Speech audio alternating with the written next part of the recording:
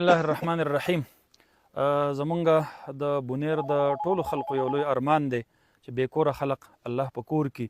هغې دپاره د خپل کور اپنا ګر د هغې یو منصوبه زمونږ په زړونو کې وه. الله رب العالمین ورله وجود ورکوي.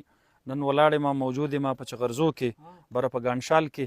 الحمدلله د هوپ اپلفټ فاونډیشن د طرف نه د 40 کورونو د هغې چې کوم دی نو سنگ بنیاد دا مو دلته کېښودلو. دوه به فلحال جوړیږي انشاءالله العزیز، او نور به پسې رفته رفته مزید چې کوم دی نو مخ په وړاندې دا به مونږ ځو.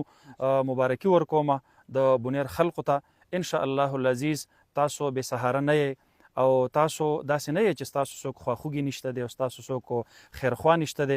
ډېر خیرخوا خلق شته دی. الله به د ډېرو خلقو په زړونو کې ورواچوي، هغې کونډو ته، هغې یتیمانانو ته او هغې خپلو بچو ته، هغې خپلو د زړو ټکړو ته چې د هغې د سر سوری ختم شوی دی، هغې ته پیغام ورکومه.